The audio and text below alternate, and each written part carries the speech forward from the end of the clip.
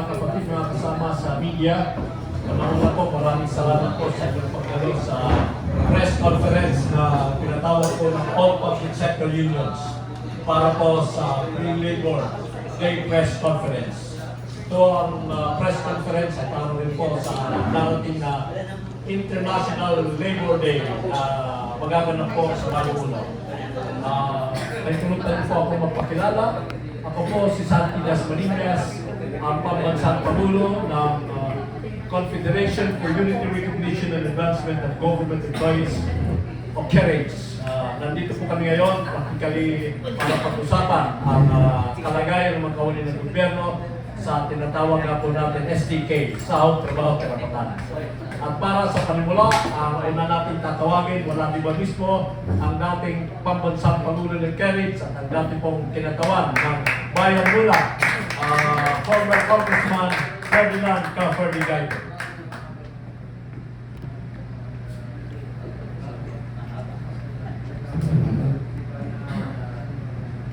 Isang maganda at mainit na hapon, na umaga sa ating lahat. At kami mula sa sektor ng mga kawani sa pamahalaan, kami nagpaparating na sa darating na Mayo 1 sa isang napakagandang pagkakataon, magsasama-sama muli ang iba't ibang formasyon ng mga government workers, federations, associations, and unions para ipahayag ang aming mainit na panawagan na dapat ang sahod ng mga kawani, ang mga karapatan ng mga kawani, ang mga kalagayang bitiran na pinalalala ang ating ekonomiya tulad ng patakarang privatisasyon, deregulasyon at privatisasyon ay ipaglalaban at ipapanawagan namin sa darating na Mayo 1. Kasama ang mga magagawa sa pribadong sektor, libo-libo, kundi daang-libong mga manggagawa at kawani ang sasama sa pagkilos sa Mayo 1 at coming Friday para gunitain ang pandaigdigang araw ng manggagawa. Hindi ba katarungan na ang isang pamilyang Pilipino kasama ang mga kawani sa pamahalaan ay wala ng pambili para ipakain at ilagay sa kanyang pagkainan para sa kanyang pamilya. Ang ganyang ekonomiya ay hindi gumagana o hindi sirang ekonomiya. Kahit sa larangan ng politika, ang sistema na umiiral sa atin ay palala ng palala. Matindi ang katiwalian at korupsyon, walang imik ang pamahalaan lalo na sa usapin na nagaganap sa pandaigdigang kalagayan ng gera at agresyon ng Estados Unidos at Israel laban sa bansang Iran at iba pa. Lumalala yung kalagayan ng ating ekonomiya, politika, at sabi na nga, krisis. Despite yung denial ng pamahalaan, wala pa raw krisis. Kaya ang mga balilita kawani, mga ordinaryo panggagawa, sila yung tumatanggap ng hagupit ng krisis na ito. Yung latay, sila rin ang tumatanggap ng latay na ito.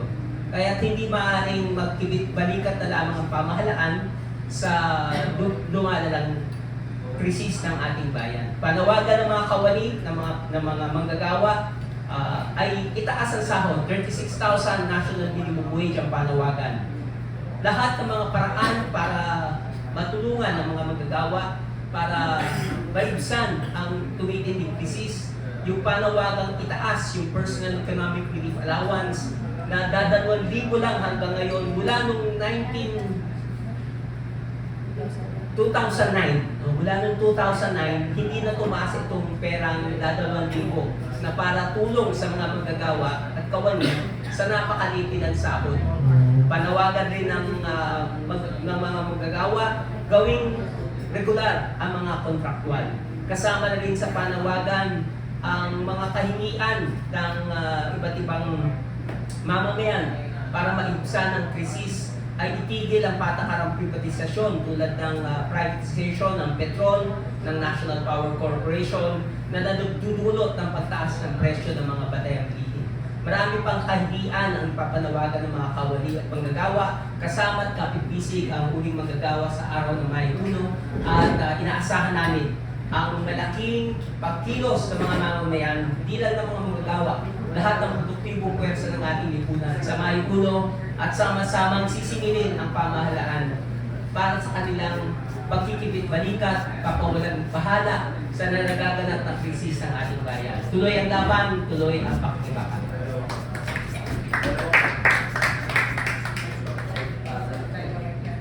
Maraming salamat po, Kong Ferdy. Ang sunod nating magsasalita, ang pambansang chairperson ng Alliance of Concerned Teachers, wala din ba mismo, si Binibining Ruby Bernardo. Gandang umaga po sa inyong lahat. Sa mga kasama po namin sa panig, kapwa-kawani, maggagawa, kami po ay mga guro at mga kawani din sa sektor ng edukasyon. Kasama rin po sa laban ng mga kasama nating kawani. Kami po sa hanay ng mga kaguruan ay lalahok din sa pagkilos sa Mayo 1 para sa paglaban syempre dahil sa hindi natin maramdaman yung gobyerno sa inutilan nito sa kasalukuyang krisis na kinakaharap natin. At syempre labanan din yung gerang agresyon ng US sa West Asia at sa gobyerno rin natin na nagpapatuloy pa ng sundalong dito sa Pilipinas mismo. Sa hanay po ng mga kaguruan, itong mga nakaraan, ang pinagmamalaki po ni Marcos Jr., teachers are more important than ever. Pinagmamalaki po nito na ang mga guro, katulad din po daw na pagmamalasakit niya sa mga kawani ay importante, pero hindi po yan maramdaman ng ating mga kaguruan sa kasalukuyan. More crisis than ever din po ang kinakaharap ng ating mga kaguruan. Sa kasalukuyan, kung sa usapin po ng nakabubuhay o living wage, kalakhan po sa mga guro, siyang sa bawat 10 guro ay hindi po nakakabuhay ang sahod. Ibig sabihin po, professional po kami kung tawagin, hindi pa namin pinag-uusapan dito yung pagiging professional, pero sa usapin pa lang po ng risente at nakabubuhay na sahod ay hindi po tumutugtong ang kalakhan sa amin. Kaya ang pinupuntahan po ng mga guro ay paglubog talaga sa utang. 75% dun sa ating mga kaguruan ay baon talaga at lubog sa utang. Nakakalungkot pong isipin ito bilang kami po ay tinaguri ang mga bayani. Sinasabi sa amin yung napakaraming rhetorics bilang mga guro, pero hindi namin nararamdaman sa usapin ng sahod at benepisyo. Sa kasalukuyan din po, binabanggit ng aming ahensya, ang tugon daw po niya ay yung pagbabago ng eskema sa usapin ng pagpapautang. Hindi man lang sumuporta sa usapin ng sahod. Hindi po utang ang sagot sa panawagan ng mga guro na dagdag na sahod. Dahil ang napalalang po ng mga kaguruan sa ilalim ng Executive Order 64 ay 50 pesos per day. Hindi po yan deserve ng mga kaguruan natin na nagtitiis sa siksikan ng classroom, nagtitiis na magturo sa napakaraming estudyante sa gitna din ng patong-patong na krisis sa ekonomiya at krisis din doon sa pagkatuto ng mga bata o learning crisis. Kami po yung nagbibigay ng serbisyo ng edukasyon at yung mga pangunahing serbisyo ng ating mamamayan, pero kami po mga kawani sa pamahalaan, ang pinaka-apektado rin ng krisis, ang kalakhan pa sa amin ay kontraktual. Kaya po kasama po yung ating mga guro na nananawagan. Ngayon pong darating na Mayo 1, ang bitbit po namin panawagan ay 50,000 na entry level. Sa lahat po yan, sa pampubliko man, privado, sa lahat ng antas. 36,000 po para dun sa ating salary grade 1. At syempre, yung pagtataas din ng aming magdidibuna na personal economic relief allowance. Kinukundina din natin yung gobyerno na lagi nagsasabing walang pera. Ngayon po, hindi na siya makakapagdahilan dahil nakita po natin yung limpak-limpak na pera, nakamaleta, naka-armored car. May pera sa corruption, may pera yung ating gobyerno sa gera, pero wala sa serbisyo para sa mamamayan at wala rin sa salary increase ng mga guro at mga kawani. Kaya panahon na po para talagang magkaisa, nananawagan din po ako sa mga kasama kong guro, mga kawani, na lumahok sa pagkilo. Samahan po natin yung manggagawa sa Mayo 1. Maraming salamat po, Madam Chairperson, Teacher Ruby. Ngayon naman po, pakinggan naman po natin ang boses ng kinatawan ng KAMAGFI, ang Secretary General ng KAMAGFI, si Ginoong Chris Paris.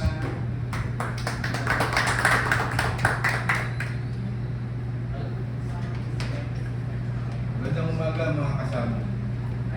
Ang topic natin ngayon siguro ay una, masyado na tayong pinapahirapan. Sinusweldo natin magkano lang.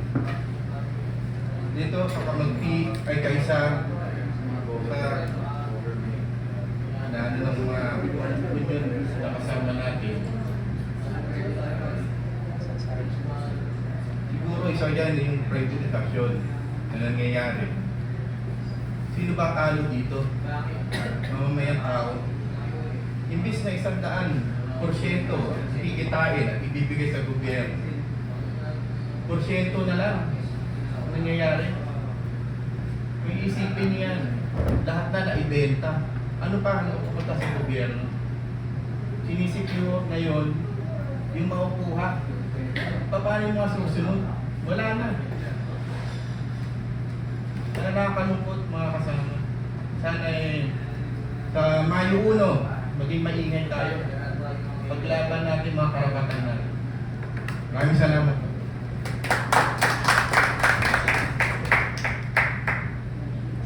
Maraming salamat po, kasama Chris. Ngayon naman po, pakinggan natin ang boses ng kinatawan ng mga nasa health sector.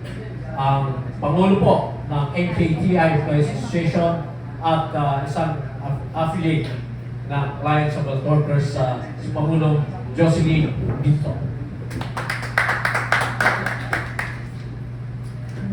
Isang maalam ng umaga po sa lahat ng naririto ngayon. Ako po ang representative ngayon ng Alliance of Health Workers National, kasalukuyang presidente po ng NKTI Employees Association, Alliance of Health Workers. Sa kalagayan po ng ating mga manggagawang pangkalusugan sa public and private health workers, kami po ay kulang na kulang sa ospital. Kakulangan ng mga health workers sa mga ospital dahil sa patuloy din na pag-alis ng ating mga karamihan nurses at iba pang allied health.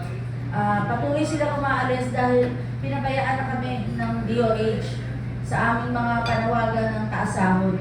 Mababa po ang sweldo ng ating mga nurses kasama na iba pang health professionals, pero overwork, underpaid po. Napakadami na pong mga Pilipino ang nagkakasakit, nangangailangan ng medical services, pero yung naglilingkod para sila ay mabigyan ng serbisyong pangkalusugan, serbisyong medikal ay kulang. Dahil nga po sa mababang pasahod, karamihan sa ating mga health workers, kahit na graduate, nakapasa, nagtatrabaho sa mga BPOs. Kasi mas malaki po ang sahod, mas maganda ang benepisyo. Hindi toxic, pero maganda, foreign companies ang magpapasahod. Sa ngayon po, yung mga natitira sa mga ospital ng mga health workers natin na overworked, underpaid, marami na rin pong nagkakasakit dahil sa sobrang haba ng oras, kulang sa pahinga. Ganyan po ang dinadanas ng ating mga health workers ngayon. Nahihirapan din kami sa epekto ng naging gera ng US, Israel, laban sa Iran. Dahil sa pagtaas ng presyo ng lahat ng bilihin, pagtaas din ng presyo ng mga tuition fee ng aming mga anak, talagang malaking dagok ang hindi pagtaas at pagpapabaya ng ating gobyerno sa pasahod sa ating mga manggagawa. Manggagawa pangkalusugan at lahat ng manggagawa sa Pilipinas. Halos kada buwan po, alam niyo po, sa mga ospital may nagre-resign. May darating na bago, pero hindi magtatagal, aalis na rin.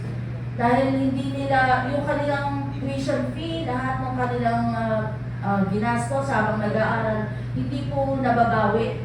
Dahil sa gastusin pa lang, sa pang-araw-araw na pangangailangan, napakakulang po.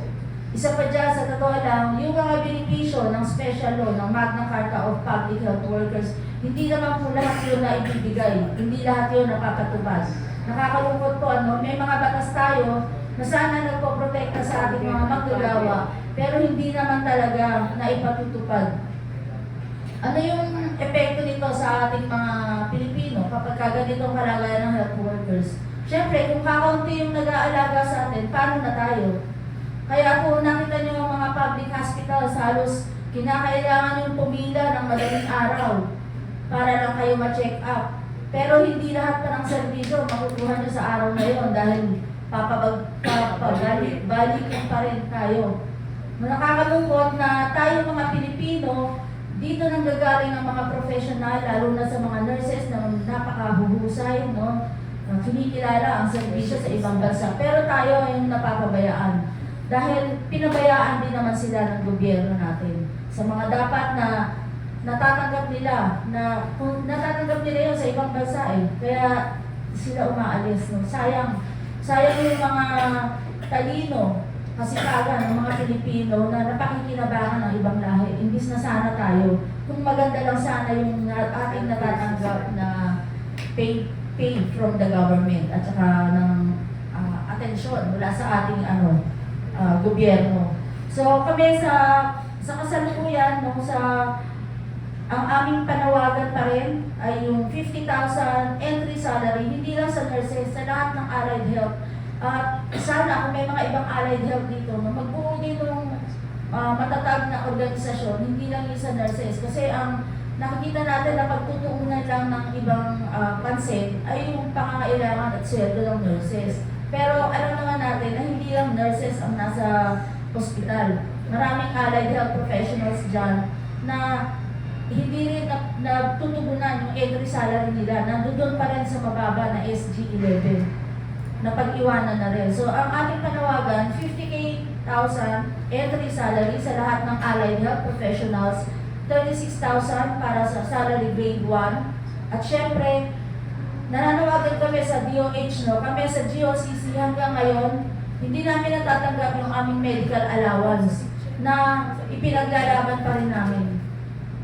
Hindi namin maintindihan kung bakit GOCC lamang ang tanging hindi binigyan ng medical allowance. Samantalang lahat naman ng DOH, retail hospitals, ibang public hospitals, regional hospitals ay nabigyan. So, hindi natin alam kung bakit yung GOCC, ano ba yung kaibahan namin sa ibang allied health or mga health workers sa ibang hospitals, bakit hindi kami binigyan ng medical allowance. Nakakalungkot lang, no? At punta na rin kami sa Kongreso, sana ito yung natugunan ng ating Congress, yung House Bill number 866, para panawagan na investigahan bakit ayaw magbigay ng mga GOCC ng medical allowance na 7,000. At ngayon, no, isa pang malaking dagot sa atin, yung napakainit na issue tungkol sa ating electric bill. Pandagdag sa ating pahirap din yan Dahil yung palang ayuda na ibinibigay ng gobyerno sa mga 4Ps, sa miyembro ng 4Ps, sa atin din pala nang gagaling. So dagdag dagot sa atin niya, maliit na nga ang sweldo natin, sa ating pala pinasasagot yung mga ayuda na itinutulong ng gobyerno sa mga 4Ps beneficiaries. So dapat talaga magkaisa tayo para ito isa ring panibagong laban para sa ating lahat. Hindi lang sa mga health workers, kundi sa lahat ng mga manggagawa. Kaya sa Mayo 1, kami po na mga health workers ay susuporta para sa panawagan na 50K entry salary sa lahat ng allied health professionals, 36K entry salary para sa mga salary grade 1, at syempre yung aming 7,000 medical allowance sa DOCC hospitals. Ito po ay sa Mayo 1 at itutuloy namin ito sa Mayo 7 dahil ito po ay National Health Workers Day. So sama-sama po tayo at tulong-tulong na mag-ingay para dito sa ating patuloy na panawagan para sa ating mga manggagawa. Marami pong salamat. Marami pong salamat.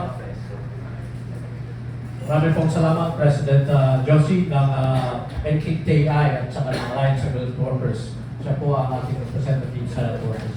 Tama po yan, sinabi niya, na mga nurses dahil hindi makapasok dito sa Pilipinas at napakababa ng pasahod. Personal experience na inimbitan po ako ng Canadian Union of Public Employees sa Regina, sa Saskatchewan.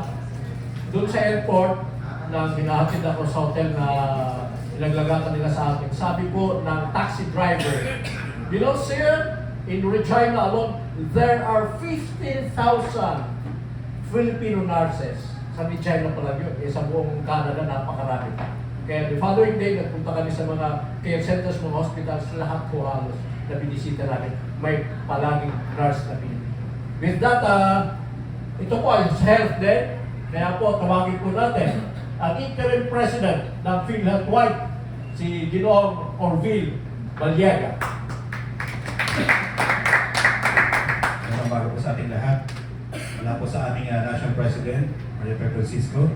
Ito po yung isang panawagan at hamon sa lahat ng labor leaders at kapwa manggagawa. Sa gitna ng ingay ng politika, malinaw ang katotohanan. Ang sektor ng paggawa ang patuloy na sumasalo ng bigat ng maling desisyon at sistemang may bahid ng katiwalian. Tayo ang nagpapatakbo ng ekonomiya, ngunit tayo ng unang naapektuhan kapag ito'y pumalya. Ang ating kontribusyon sa buwis, sa pawis, sa sakripisyo ay hindi dapat nauuwi sa mga proyektong maganda sa papel, ngunit kulang sa panlagutan na nagresulta sa pinsala, pagkasayang at mga buhay na naapektuhan. Ito po ay isang paalala at hamon bilang mga lider at manggagawa. May tungkulin po tayong hindi lamang magtrabaho, kundi magtanong, umunawa at manindigan. Huwag tayong maging bulag sa mga nangyayari. Maging mapanuri, maging mapagmatsyag. Ang PhilHealth White ay kaisa ninyo sa pangarap at sa paggawa. Isang lakas na hindi dapat manahimik. Sana'y huwag tayong makalimot na panagutin ang mga kurakot na mga opisyal ng gobyerno para ibalik sa taong bayan, para pondohan ang mga disenteng kalagayan at kagalingan ng mga manggagawa, social protection, and quality basic services. Panahon na para ipaalala, ang manggagawa ay hindi tagasalo ng pagkukulang. Tayo ang haligi ng bansa. Ito po'y nagkakaisang panawagan mula sa PhilHealth Workers for Hope, Integrity, Transparency, Empowerment. Ito pa. Salamat po, President Orville. Alala niyo po noon na 89 billion na ilang nilipat sa national government funds samantalang dapat pondo yan para sa atin. Nakuha ang 60 million, napunta sa kanila pero tinakbo natin 60 billion pala, sorry, billion. Tinakbo natin sa Supreme Court, sabi ng Supreme Court, ibalik mo. At ang taong yan, ang pangalan po ay Ralph Recto na dating Secretary ng DOF na ngayon ay Executive Secretary na. Anong gagawin natin kay Ralph? Sunod po, ang magsasalita, wala din ba mismo ang kinatawan ng sigaw natin kanina na lahat ng kawaning kontraktual gawin? Kawaning kontraktual Gawin! Kaya po, bibigyan po natin ng mikropono kay Ginoong Manuel Bungan para po sa hanay ng mga kawaning kontraktual. Ayan, isang init na pangali ko sa atin lahat. Ang kalakon po, ang kawaning laban sa contractualization ay samahan po ng iba't ibang sektor ng panggobyerno o mga jokos. So kasama din po natin dito yung mga contractual at saka mga casual na may employer-employee relationship. Pero sila pa rin po ang nakakadanas ng mga hindi maayos na kalakaran sa ating opisina kung sila nga pong mga regular ay nakakaranas na how much more mga jokos na walang mga employer-employee relationship. Ano pa? Medyo may konting props lang po ako.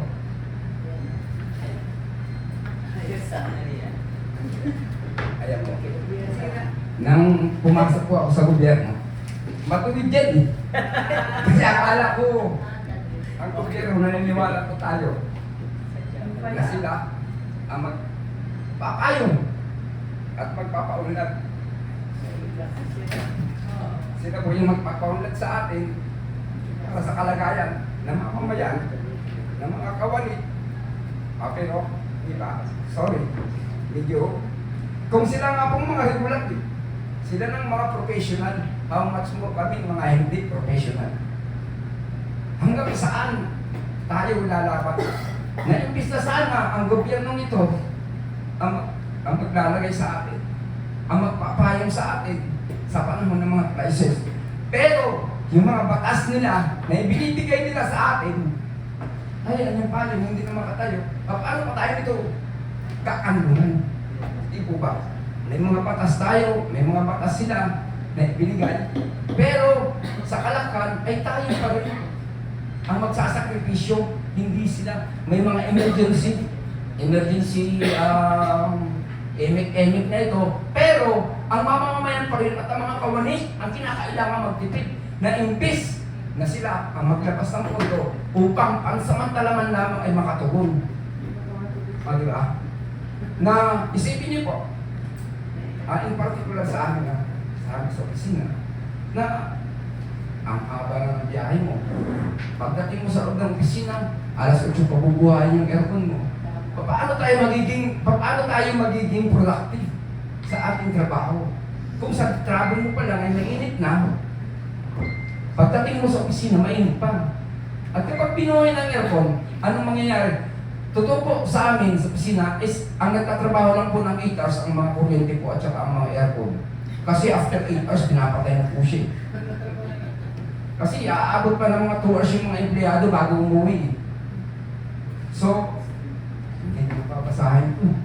Babasahin ko sana, kaya lang, kita naman ninyo na sila nga po mga regular ay may panawagan na.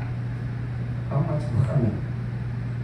Sorry to say that you, mga baba yung actual kasi nasasaktan din ako sa kanila eh. Mas nga po kami. Ng mga tapos, sa pamamagitan pa ng joint circular ng CS, ng COA, PBF, at saka ng CSE, ilalagay pa kami dun sa mga proyekto nila na magkakaroon pa ng third parties na samantalang po pwede namang ibigay nila ng diretso sa amin. At lalo lamang po magpapalala sa kalagayan ng mga jokus, yung mga kanyang mga polisiya. Diba? Na imbisa na, direkta na nila ibigay sa amin. So, ibig sabihin, ang gobyerno natin ay walang kakayahang paunlarin yung kanyang mismong mamamayan. Tayo nga sa liit ng sinasahod natin bilang isang pamilya, itinataguyod natin eh. Gumagawa tayo ng mga pamamaraan. Pero ang gobyerno bilang isang kapamilya natin, wala silang ginagawa. Kundi bagkos, sila pa mismo yung nagbabako sa atin. Ayan. Pagkatapos, kung ano yung mga regular nga, may mga optimizing app pa. May mga, malawak yung tanggalan pa rin po ang hatid neto. No? Yung mga salary grade 1 is due kahit po matapos yung AO 164, something? 64. AO 64. AO 64? 64. Papatak lang po sa 27 pag natapos ito yung salary grade 1. Mapatak lamang na 15,208. Ay samantalang kami mga CEO sa Jocos ay nakapaloob doon sa 150 na nasa ay doon sa RA 11466 na kahit panahon pa ng previous administration na may 13,000 kada buwan. Na ito'y pumapatak lamang po sa 423. Kulang na kulang sa panawagan po natin na living wage allowance, living wage salary sa buong kapuluan, hindi lamang po dito sa NCR. Na kung tutuusin, mas malaki pa nga po ang living wage sa mga probinsya. Ikumpara mo dito. So, kaya nga po yung panawagan natin na 36,000 national minimum wage, yan po ang nararapat. Ang nagiging kasi pang competition po, dito sa arawan na to, ikukumpara, sabi ng gobyerno natin, is tama lang yan. Kasi nga, pero ang competition naman nila, pag divide nila sa sahod ng mga kawani, mapa-jokos man o mapa-regular, ikinukumpute lamang po nila ito sa 22 days. O sinasabi nilang monthly. Okay. Pero ang trabaho lang po natin is 5 days to 10 days, 20 days a week. Paano pa po yung 10 days na wala naman tayong sinasahod na nandun tayo sa bahay? Diba? Dapat nga po, makatuwiran lamang po na yung panawagan natin na 36,000 national minimum wage at yung pagtaas ng economic relief allowance, nararapat lamang po dahil sa patuloy na pagtaas. Kung tutuusin po, yung sinasahod natin ngayon ay way back pa 1980s. Ganun eh, kung tutuusin yung living, dati nga po ang gasolina lang, nasa 40, nasa 30 lang bakit yung halos dumubli sa looban naman ng ilang buwan. So, kaya nga po yung motor ko kakarap-karap na hindi ko na ginagamit. Kasi wala na wala nang panggasolina So, kaya sa bahagi po ng Calacon, sumasama po kami sa Mayo 1, Laksang COS Jocos ang sasama. Para ipanawagan ang ating mga panawagan ng mga manggagawang kontraktual, gawing regular, at economic relief allowance ibigay ngayon na. Gawain kontraktual, gawing regular, at yung imperialist aggression na po yung pagkuhan nila sa atin sa magitan kung bakit tumataas yung mga pangunahing bilihin natin, dapat titigil na. Ano po? Yung presyo, ibaba, sahod po itaas. Yun lamang po at magandang tanghali po. Maraming salamat po.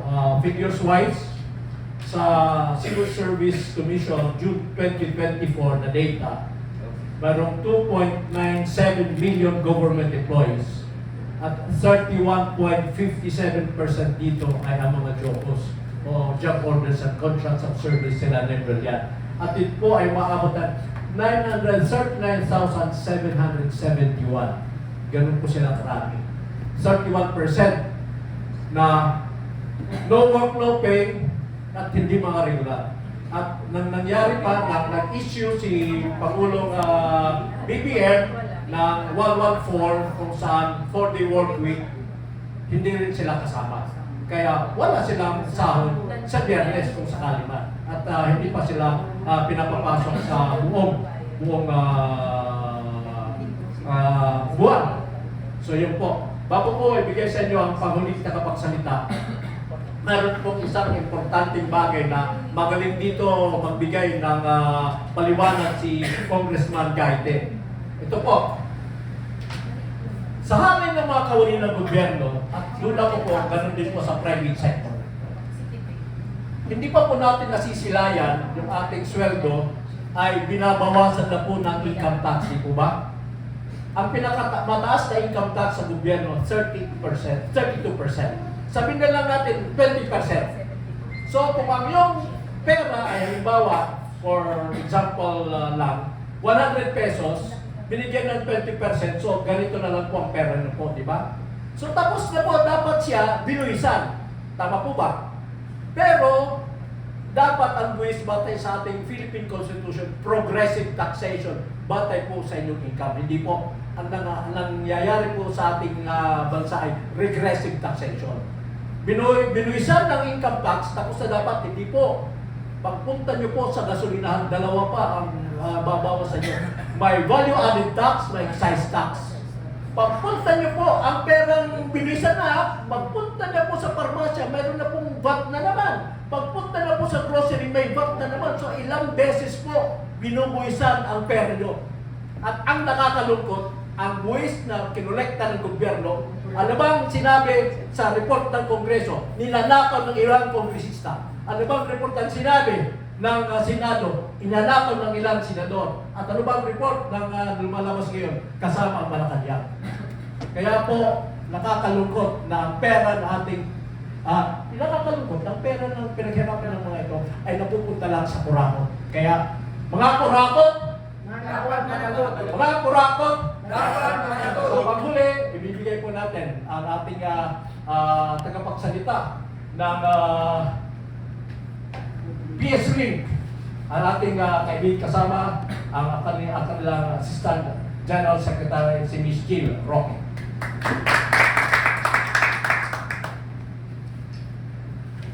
Maganda pong umaga sa lahat. Jill Roque po mula sa Public Services, Labor Independent Confederation, PS-Link at National Public Workers Congress, ang PUBLIC. Sa gitna po ng lumalalim na krisis, at patuloy na pagsirit ng mga presyo ng bilihin at serbisyo. Simple lang po ang tanong no, ng mga manggagawa sa serbisyo publiko. Tanong po namin no, kay Mr. President, ano pong gagawin ninyo doon sa inyong sariling mga manggagawa? Kasi hanggang ngayon, wala pa po tayong naririnig no, na kahit na anong response tugon doon sa hinaing ng mga manggagawa sa serbisyo publiko. Ang masakla pa po dito, no, wala na nga pong tugon, mas lalo pa pong ginikipit ang mga kawani sa gobyerno. Noong una po no, na pumutok yung krisis, ang unang response ng gobyerno ay magpalabas ng direktiba no, na magtipid. Magtipid daw no, sa kuryente ang mga kawani sa gobyerno. At kailangan daw 4-day no, government work week no, para makatipid. No? So yung iba dito ay nagtatrabaho ng ilang oras no, sa isang araw. Yun po ang unang tugon.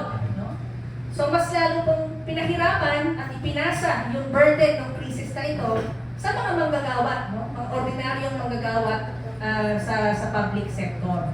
Ang pinakamabigat, no? Nung nakaraang linggo lang, ay nakakita rin tayo ng budget circular. Ang bago na namang direktiba, no? Ay dapat magtipid ulit sa pondo. Ang mga bawat agencies, mga national government agencies, GOCCs, SUCs, kailangan daw mag-mandatory savings. No? At hindi klaro kung saan mapupunta ito, at hindi rin klaro yung epekto nito doon sa mga existing na mga collective negotiation agreements no? Ng mga union sa public sector. Ganun po, no? Ang so far, ang aksyon ng gobyerno, walang kahit na anong relief, kahit pati yung mga manggagawa sa public sector, ay tinatamaan no, ng taas ng presyo ng transportasyon, taas ng presyo ng mga bilihin at serbisyo. At siguro, mula po sa perspektibo ng public sector, hindi naman itong ating krisis na pinakaharap ngayon ay hindi lamang dulot no, ng gera sa Middle East. Ito rin po ay dahil na rin sa ilang dekada, ilang taon no, na mga neoliberal na mga polisiya, kasama na dyan yung deregulasyon, kasama na dyan ang privatisasyon ng ating mga public services, privatisasyon ng tubig, ng kuryente, ng health, no, ng edukasyon, at lalo na ngayon, no, pinagpapatuloy at pinalalala pa ng kasalukuyang Marcos administration. No?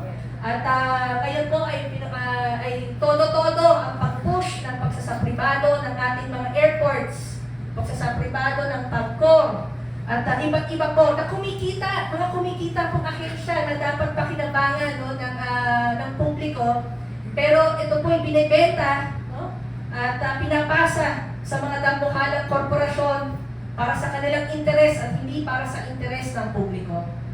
So sa gitna po nito ay ang masaklap pa, patuloy pa po yung atake sa karapatang mag-unyon, mag-organisa no, ng mga manggagawa sa pribado at lalo na din sa pagpublikong sektor. Patuloy pa rin po ang red tagging, patuloy pa rin ang harassment, patuloy pa rin ang mga trap-up charges at illegal detention. Wala po rin po tayong naririnig no, na konkretong aksyon doon sa mga inireklamo no, na mga union at na mga labor groups doon sa mga iba't ibang atake sa karapatang mag-union at mag-organisa.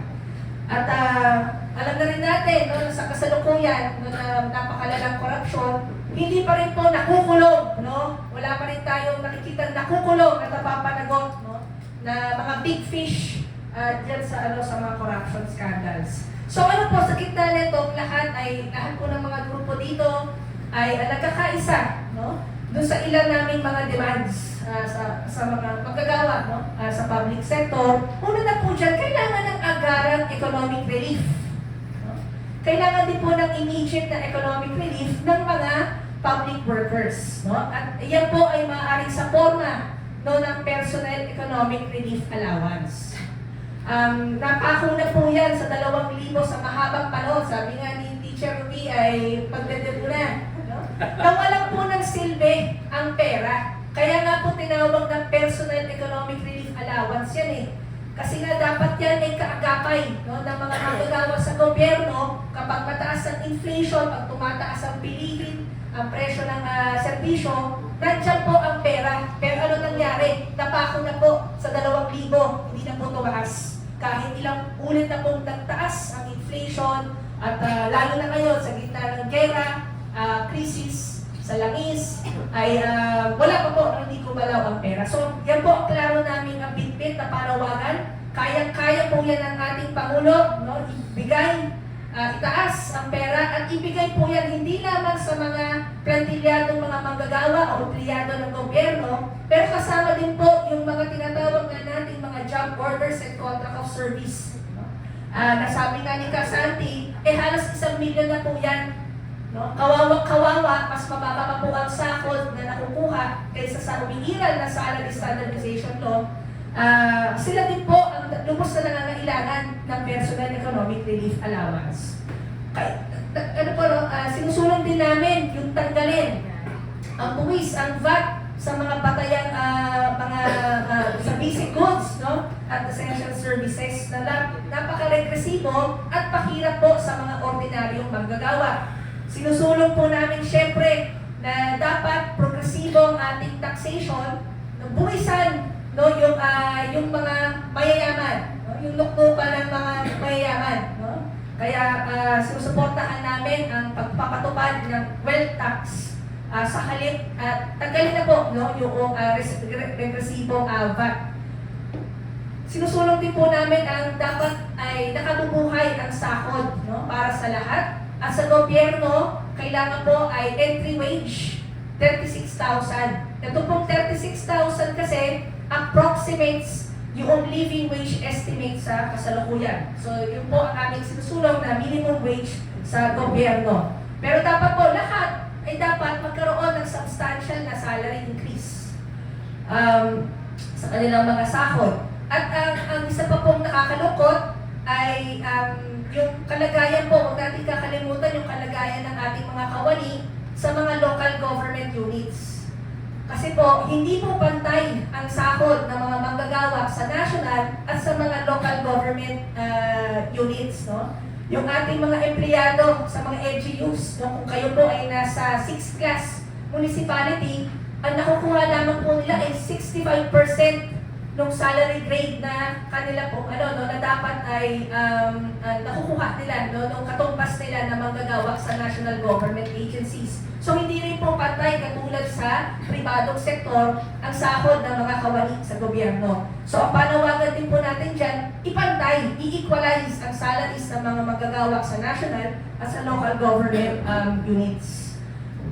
Dapat po wakasan na ang kontraktualisasyon sa sektor publiko.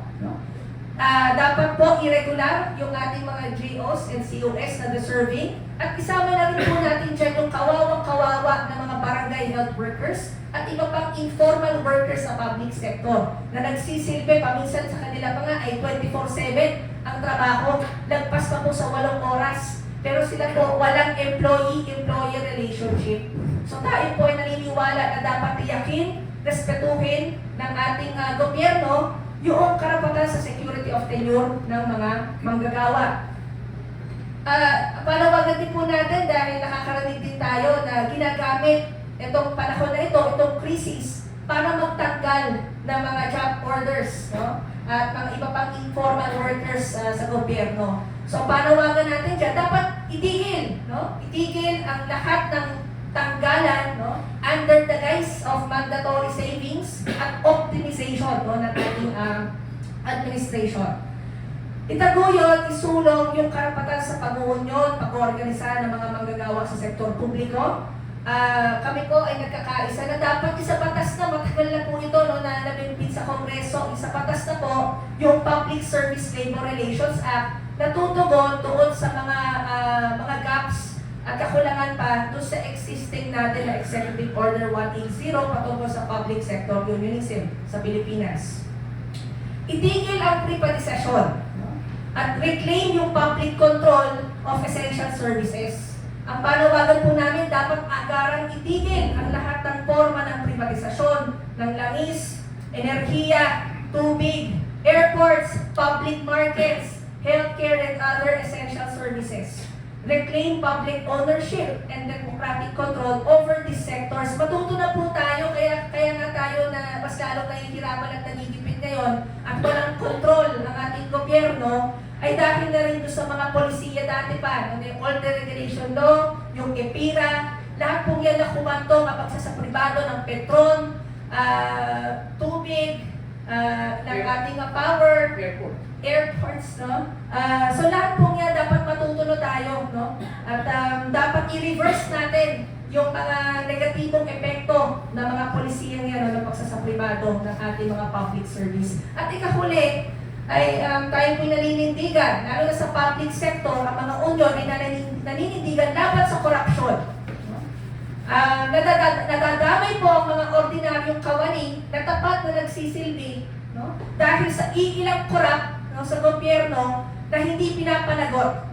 Kaya kami po nananawagan na dapat lahat ng sangkot dapat managot. Ikulong na po yung mga dapat na kulong.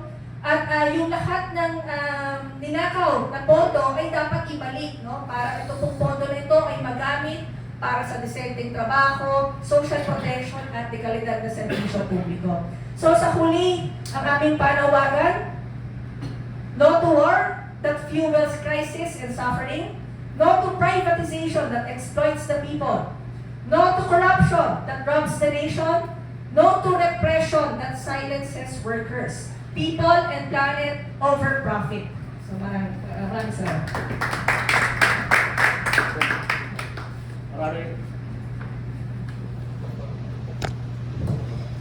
Maraming salamat po, Jill. So, to summarize, bali po ang narinig po natin, itaas ang sahod sa pribadong sektor sa inyo po, mga kapatid, mga kasama namin sa media, 1,200 pesos living wage nationwide. Hindi po region-based, nationwide. At sa taong gobyerno, national minimum wage, 36,000. Bagamat ang teachers and nurses, may panawagan sila na ang entry nila dapat ay 50,000.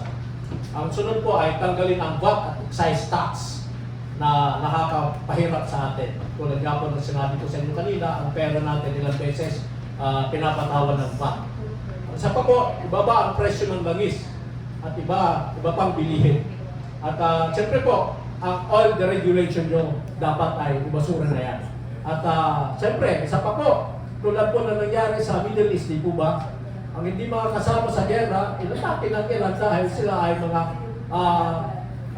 kasama o kapanalig ng Estados Unidos. Kaya panawagan din po natin lahat po ng persang militar na nandito po ngayon sa Pilipinas na nagkakaroon ng military exercise ay palayasin, pabalikin na sa USAA. Yan po. So with that, aming pasasalamat, pero magkakaroon ulit kami dahil may mga dumating na mga bago na mga photos. Magkakaroon din tayo ng isa pang meron pa tayo isang photo op. Sige po. Sige po. So, tayo po lahat, please. Yeah. Okay. Sige po. Nakasama po ulit yung mga kanina. Ang mga nasa likod, kung pwede pong makasama po ulit. Sige ho. Okay. Sige po. Okay po.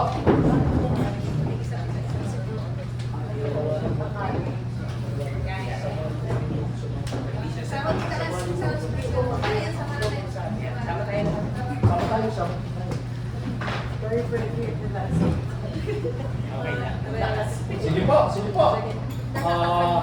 Ulitin po natin ang chanting natin kanina. Sahod! Itaas! Presyo! Ibaba! Sahod! Itaas! Presyo! Ibaba! Personal Economic Relief Allowance? Itaas! Itaas ngayon! Economic Relief Allowance? Itaas ngayon! National Minimum Wage? 36,000! Ipaglaban! Kawaling kontraktual? Gawing regular! Kawaling kontraktual? Gawing regular! Lahat ng sangkot? Dapat managot!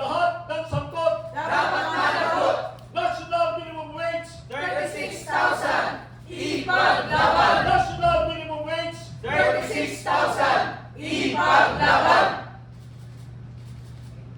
Ngayon po ay open na po sa inyo pong mga katanungan. Wala po sa mga kasama natin sa press. Kung mayroon pong magtatanong, open na po ang ating panel para po sa kanilang mga sagot. Sige po.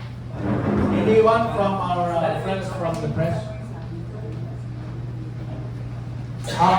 Kung wala pong magtatanong na, mayroon pa po kami isang champ. Tumayo po ulit lahat. Hindi po kasi ilalas natin yun pagkatapos ng tanong sana. So kung wala na po magtatanong, ito po ang panawagan namin. Sa Mayo 1, sumama na kayo! Sa Mayo 1, sumama na kayo! Sa Mayo 1, sumama na kayo! Sa Mayo 1, sumama na kayo! Salamat po. Sige po, kung mayroon magtatanong, open po ang ating mayroon tayong nakikita rito from among others, ang mga taga-ABS-CBN. Yes, sir? Mayroon po ba kayong tanong? Si Mark po. Mayroon po ba? Sige po.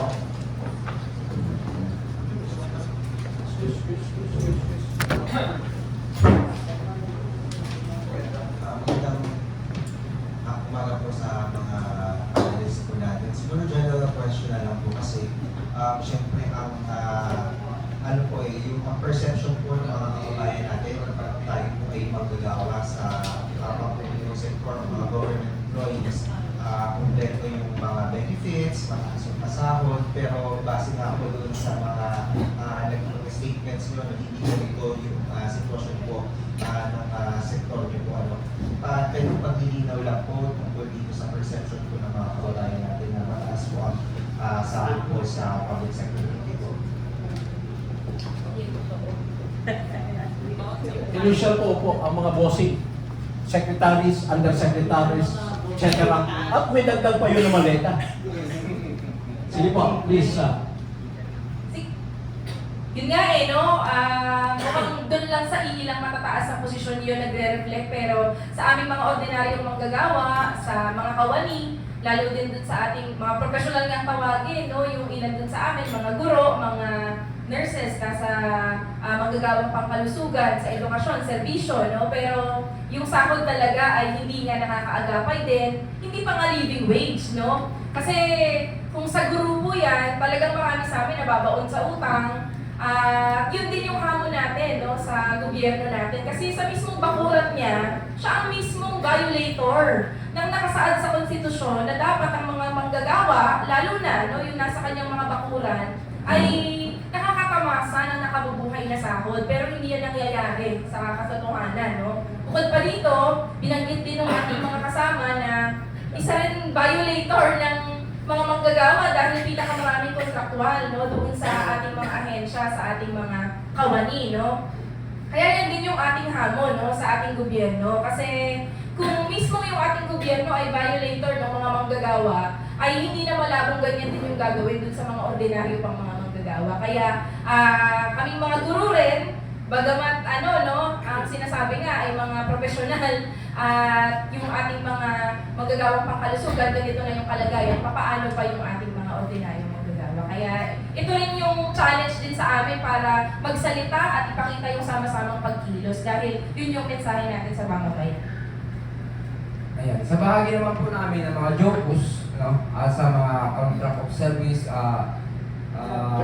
mga job orders, kami po ay talagang naka-level lamang po dun sa kung ganito lang yung iyong sasahurin. Tsaka unang-una wala po kami mga benepisyo na katulad ng nangyayari sa mga regular, wala kami. Pangalawa, yung security of tenure, wala po kami nun. Andyan pa yung diskriminasyon sa loob ng opisina. Ano po? Na kapag hindi ka sumunod dun sa iyong mga bossing, ay nandiyan pa yung pwede kang tanggalin, no? So, kaya sa aming mga jokos, sa pangunguna ng Kalakon, ay nananawagan kami na patuloy na magbigay ng plantilla posisyon para sa mga jokos. Paglilinaw, no? Ang minimum ngayon na sahod ng salary grade 1, sa national government agencies ay 14,634. Okay. Ito yung sa national government agency.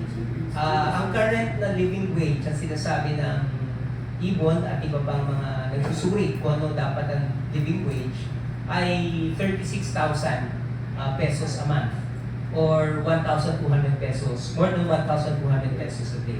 So malayo, no? Yung pinakamababang sahod sa gobyerno kung ihahambing sa living wage. By the way, hindi pa yan yung pinakamababa. Tulad na banggit kanina, Jim, sa 6th class municipality na NGU, ang sahod ay 65% lang ng 14,000. So, di hamak na mas mababa pa. Kaya hindi totoo na ang sweldo ng mga government workers ay mataas. Although meron sinasabi ilang comparisons, no, sa private sector. Example, yung nurses, teachers sa private sector daw ay mas mababa. Pero hindi dapat ihambing yun dun sa private sector. Dapat ang patayan, living wage. No? Yun ang dapat na pamantayan na comparison. Kaya para lang sabihin na mas mataas pero hindi naman umaabot sa living wage, isang ano ito, no? Isang kasinungalingan. Hindi totoo mas nakabubuhay ang sahod ng mga sahod ng mga government workers. Tama kayo, parang may misconception din talaga, no? Kasi nga nadadama yung mga ordinaryong kawani, akala, yung mga matataas na mga posisyon, daan-daang libo po ang sahod. Ang pinaka-highest ngayon na sahod ay 400,000 plus, no? Siyempre, yun yung sahod ng Pangulo, no? Pero talagang daan-daang libo po, no, yung sahod ng mga nasa matataas na posisyon, samantalang naiwanan po yung mga nasa lowest salary grades. At katulad na nabanggit, nasa 14,000. At kung titingnan nyo nga, na nauusan na siya ng minimum wage sa private sector, yung entry wage ngayon sa gobyerno. At kung titingnan nyo ngayon yung poorest na municipality nga, kung nasa 14,000 plus yung ano, hindi ako magaling sa math, pero parang nasa ano lang yan, nasa mahigit 8,000 lalabas. 65%. O, 65% ng 14,000 no, na sahod ngayon. So, nasa around 8,000 plus lang po yan. No? Yun po ang sahod ng plantilyado no, na magagawa sa 6th class municipality ngayon no, sa gobyerno. So, ganun po kababa. No? Hindi na nga nakabubuhay yung sahod, talagang sobrang 9.5, around 9.5 po no, yung sahod no, ng isang plantilyado regular na manggagawa. Yung mga JOCOs, yung mga Job Order and Contract of Service, hindi po naka-angkla sa salary standardization do ang kanilang sahod. No work and no pay din po. So yan po ay paminsan binabatay na lang din sa existing na minimum wage sa private sector, kaya tuktukan po ng baba no, yung kanilang sahod. So kailangan na rin po natin basagin yung ganong klaseng misconception. Sa SSL po talaga nakabase ang sahod. Yung iba kasi ay binabatay nila sa existing na minimum. Yung dati. Pero yung iba state. At yan ang problema sa contractualization at JOCOs eh. Kasi nga, hindi nga sila nakapailalim doon sa existing na salary standardization law. No? At kung ano ang ipapatupad ng management no, ng particular na LGU, pwedeng ibatay nila sa lumang SSL, pwedeng ibatay nila sa existing na regional minimum wage. Yun ay pinaka-minimum. No? So, ibig sabihin talagang malala, no? Lumalala po ang kondisyon ng mga ordinaryong manggagawa sa gobyerno at panahon na rin na medyo baguhan, no? Kailangan baguhin na rin po, nabasagin na rin yung ganitong misconception. No? At kaya kailangan po na tugunan na ng ating administrasyon yung mga panawagan ng ating mga union sa pampublikong sektor.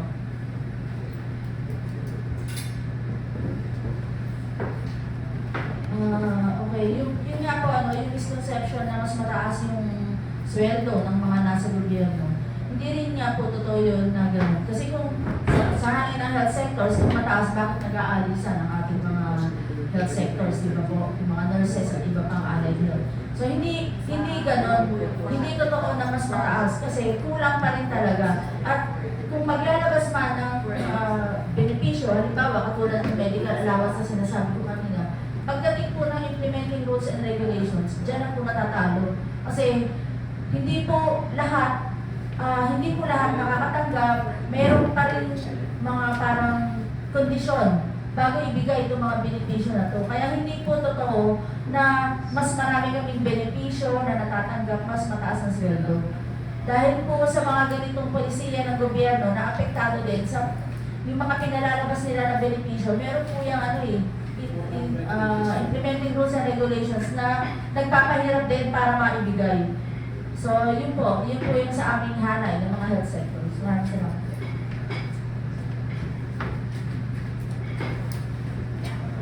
Sa mga GOCCs naman, kung mapapansin nyo, si ECG, no? Ba't pagkakaiba yung mga sweldo namin? Binabase ito kung sa magkano ang kinikita mo. Profit center. Ay kung parehas naman na clerk yan, bakit kailangan mas mataas ang sweldo ng mas malaking kinikita? Ay parehas na naman ang trabaho. Asan yung pagkapantay-pantay? Yun ang sa akin. Kung isa trabaho natin, isa ginagampanan natin, pare-parehas natin, pantay-pantay natin. Hindi yung may mga ano, dahil sa malaki kinikita, hindi yun lang. Yun lang po. Sa amin po sa PhilHealth ay marami kami mga opisina na below net take-home pay po ang sinasahod. At umaasa po sila sa mga utang, mga loan. So hindi po totoo na talagang malaki pong sahod ng mga opisyal. Mayroong malaking disparity pagdating sa pasahod po sa mga rank and file employees at saka sa mga third level officers. Yun lang po. Actual example, dagdag lang ako. Dito sa NCR, 695 sa private sector, di po ba? 695 ang minimum wage sa private sector. Sa government employees, sa 14,000 per month plus per month, aabot lang po yan ng 487. Mas mababa pa ang sahod ng kawani ng gobyerno sa pribadong sektor. Although hindi naman natin sinasabi na tama ang comparison kasi ang panawagan ng both public and private ay 1,200 pesos per day or sa government employees 36,000. Ang government sector, ang mga bossing, sabi nga po kanina ni Chief, maliban sa 1,000 ang sweldo nila, mayroon pa silang representation allowance, mayroon pa silang transportation allowance, mayroon pa silang confidential and intelligence funds. Ang intelligence nasa masa, kasi silang mga may utak, silang nasa front line. Pero ang funds nasa mga bossing. Front page po ng isang newspaper. Secret fund pa pala mayroon. Di po ba? So hindi lang sa confidential and intelligence funds, mayroon pang mga secret funds, etc. Sa mga bossing yan. Pero ang mga taong nasa baba, tulad din po sa private sector, napakabababa ang kanilang sahod. So with that, meron pa po ibang alias, una po, sorry.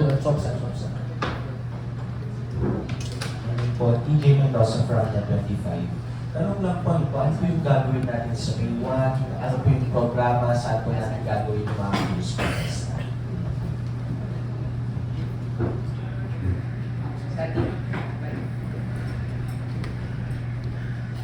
Ang programa sa May 1, mag-uumpisa, sige po, sorry po. Sige, tapos Sige, pero, sa pag-uusap, yung broad na labor movement po no, sa Pilipinas ay magkakaisa at magkakaroon ng sama-samang pagkilos sa May 1 at doon po ay kami po no, ng iba't ibang mga federations dito ay makikilahok din po dito sa pagkilos na to, no? Yung buong kahabaan mula sa Welcome Rotonda. Magsisimula sa Welcome Rotonda, may mga iba't iba pong mga assemblies dyan, no? At lahat po ay tungo sa Mendiola. Yes. Kaya ito po, again, ay parang laging historic to dahil sama-sama po, no, may buong pagkakaisa yung iba't ibang mga labor centers at kami rin po ang mga public sector union federations ay lalakok po dito sa broad na kilos. Magsisimula sa Welcome Rotonda, lahat po ay patungong Menjola. No? At mga 6 a.m. pa lang, nagsisimula na po yung mga programa ng iba't ibang mga sektor. No? So yun po, no? Yung ano, meron pa ba? So ang assembly ay 6 to 7. Welcome Rotonda, Kamaan ng Espanya. At by 7 o'clock, magmamarcha na kung Mijola para ipaabot sa Malacanang panawagan ng both public and private sector, mga manggagawa na ako. So kaya po, inaandayahan po namin kayo na magpunta po sa mga assembly areas po na ito. 6 o'clock in the morning, start na po ang assembly hanggang 7 o'clock at by 7 o'clock, magmamarcha na po papunta ng Mijola. At ang panawagan nga po, to summarize, sahod, trabaho, karapatan, STK. Yan. At syempre po, na katanggal na ang agresyon, war aggression, imperialist aggression, na kasama rin na naghihirap ang Pilipinas. Dahil dito sila po sila nag-trade training. Doon sa Middle East, di po ba, pinatake ang ibang mga bansa dahil mayroon doon mga base militar ang US doon. The same view na posibleng mangyari yan sa Pilipinas. Next po. Any more? O, may dagdag pa po ba? 6 to 7, welcome from Ronda, Espanya. 7 o'clock, patungong Mijola. Yan po. Sa trabaho, karapatan at panawagan at imperialist aggression ay itigil lang. May pa po ba? So, another check? Sige po, last chat po, ulit. Waitin po natin. Sige po. Sige po. Sama yung ulo! Sumama na kayo! Sama yung ulo! Sumama na kayo! Sama yung ulo! Sumama na kayo! Sama yung ulo! Sumama na kayo! Sama yung ulo! Sumama na kayo! Sama yung ulo! Sumama na kayo! Thank you. Lunch is served.